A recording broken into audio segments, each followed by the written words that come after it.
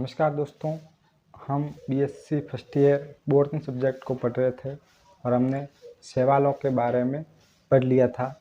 आज हम स्टार्ट करेंगे फंजाई कवक और आज हम कवक के सामान्य लक्षण देखेंगे।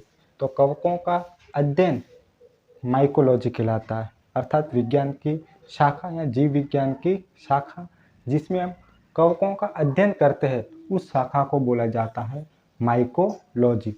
अब यदि मैं कवकों के स्ट्रक्चर संरचना की बात करूं तो जो कवकों का शरीर होता है वो धागेनुमा संरचनाओं से बना होता है। कवकों का जो शरीर है वो धागेनुमा संरचनाओं से बना होता है, जिसे कवक तंतु कहते हैं।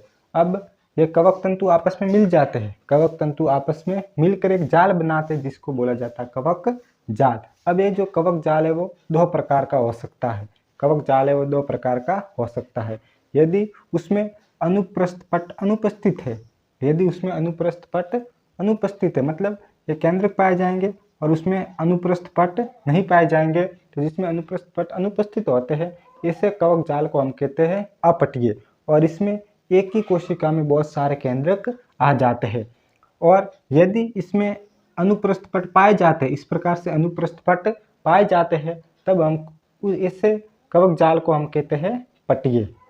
अब मैं आगे बात करूं कवक कोशिका की, तो जो कवक कोशिका वो यूकेरियोटिक प्रकार की होती है। और सामान्यतः जो कवक होते हैं वो बहुकोशिकीय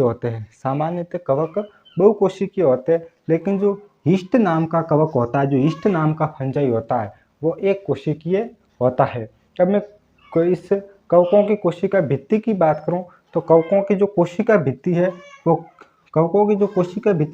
काइटिन और पॉलीसैकेराइड की बनी होती है। तो कवकों की कोशिका भित्ति काइटिन और पॉलीसैकेराइड की बनी होती है। मोस्ट इम्पोर्टेंट बात यह है कि इसमें क्लोरोफिल का अभाव होता है, कवकों में क्लोरोफिल का अभाव होता है। यही कारण है कि कवक अपना भोजन स्वयं नहीं बना पाते। अर्थात यदि मैं पोषण की बात करूं तो कवक परपोषी होते हैं, अर्थात अपने भोजन के लिए दूसरे जीवों पर निर्भर करते हैं, अपना भोजन स्वयं नहीं बना सकते।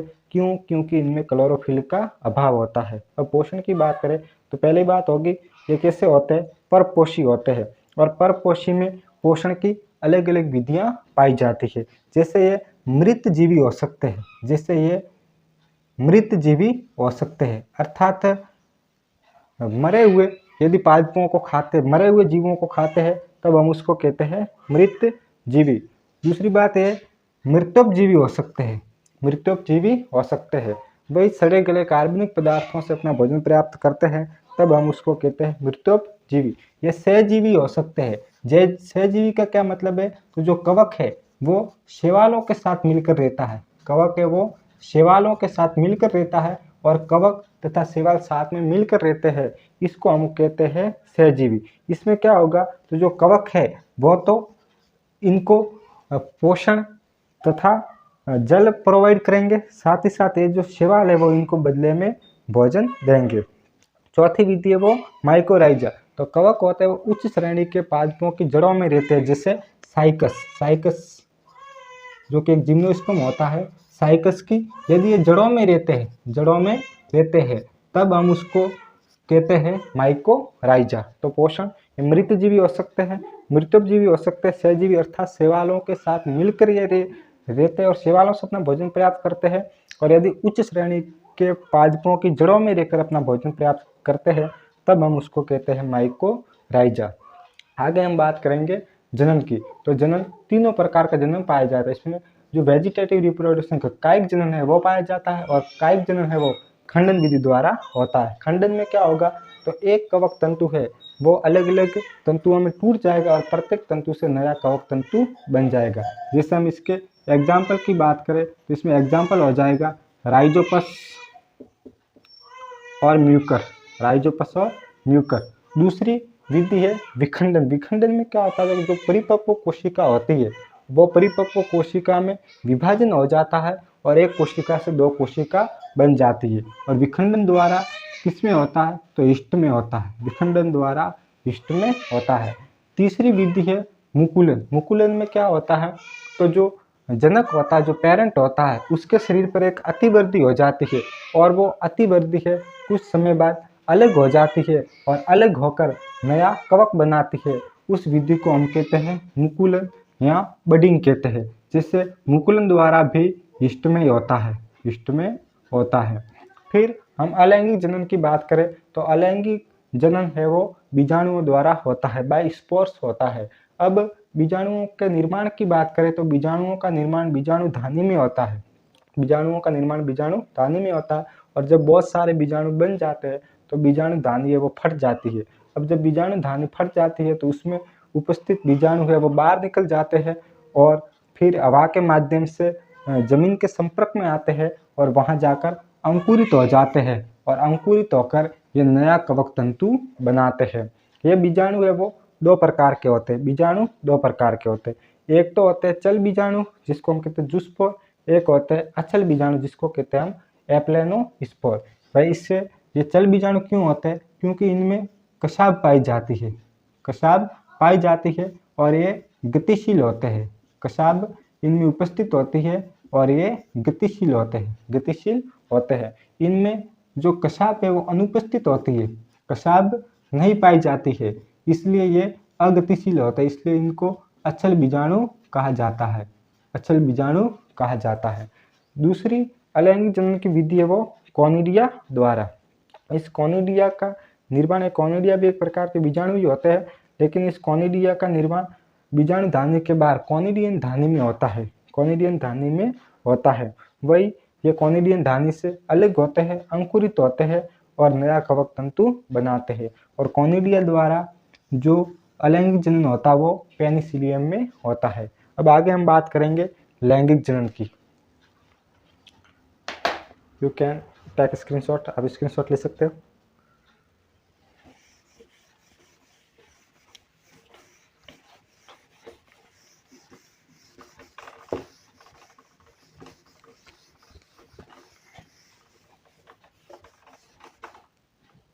आगे हम बात करेंगे लैंगिक जनन की।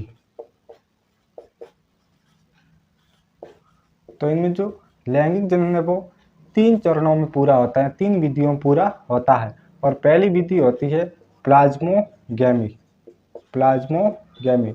इस प्लाज्मोगैमी में क्या होता है? तो इस प्लाज्मोगैमी में जीव द्रव्य का संलयन होता है, जीव द्रव्य का संलयन होता है, जीव द्रव्य का संलयन होता है। मतलब एक कवक होगा और दूसरा कवक होगा, ये पास में आएंगे और इनमें आगे जीव द्रव्य का संलयन हो जाएगा, साथ में हो जाएंगे, जीव द्रव्य का संलयन हो जाएंगे। अब जीव द्रव्य का संलयन होगा, जिसमें प्लाज्मोगैमी में जीव द्रव्य का संलयन हो जाएगा तो दूसरा प्रोसेस स्टार्ट हो जाएगा और दूसरा प्रोसेस को हम बोलेंगे कैरियोगैमी, कैरियोगैमी।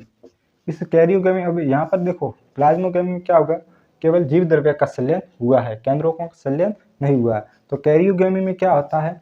केंद्रकों का संलयन होता है, केंद्रकों का संलयन होता है, केंद्रकों का संलयन होता है। इसमें इस प्रकार से केंद्रकों का संलयन हो जाता है जिससे एक द्विगुणित केंद्रक का निर्माण हो जाता है, द्विगुणित केंद्रक का निर्माण होता है। और इस द्विगुणित केंद्रक को हम जाइगोट या युग्मनज बोलते हैं, जाइगोट या युग्मनज बोलते हैं, जाइगोट या युग्मनज बोलते हैं। आगे तीसरा प्रोसेस होता है अर्धसूत्रण, अर्धसूत्रण मियोसिस होता है, अर्धसूत्रण होता है। इसमें क्या होता है? तो जो जाइगोट है जो कि द्विगुणित है, जाइगोट जो कि द्विगुणित है 2n है, इसमें अर्धसूत्री विभाजन हो जाएगा, अर्धसूत्री विभाजन मियोसिस हो जाएगा।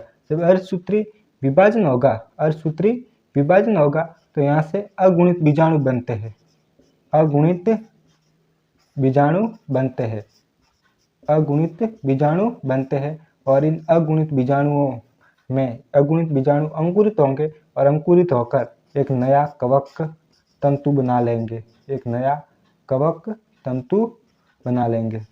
तो आप लैंगिक जनन को समझेंगे दोबारा। लैंगिक जनन 3 विधियों द्वारा होता है। पहली होती है प्लाज्मोगैमी, जिसमें 2 कवकों के जीव द्रव्य का संलयन होता है, जिसमें एक ही कवक में 2 केंद्रक आ जाते हैं। दूसरी वही घटना कैरियोगैमी, बीच में क्या होता है, केंद्रक का संलयन होता है। जब केंद्रक का संलयन होता है मतलब केंद्रक मिलते हैं, जिससे एक द्विगुणित केंद्रक बनता है। एक द्विगुणित केंद्रक का निर्माण होता है और इस द्विगुणित केंद्रक को युग्मनज या जाइगोट बोला जाता है। युग्मनज या जाइगोट बोला जाता है। आगे तीसरी विधि स्टार्ट होती है अर्धसूत्रण। अर्धसूत्रण में क्या होता है, तो जाइगोट में अर्धसूत्री विभाजन होता है, जिससे अगुणित बीजाणु बनते हैं और आगे अगुणित बीजाणु में अंकुरण हो जाएगा और नया कवक जाल बनेगा। ठीक है, ये थे कवकों के सामान्य लक्षण। अगली क्लास में हम पढ़ेंगे कवकों का वर्गीकरण। बने रहिए मेरे साथ में।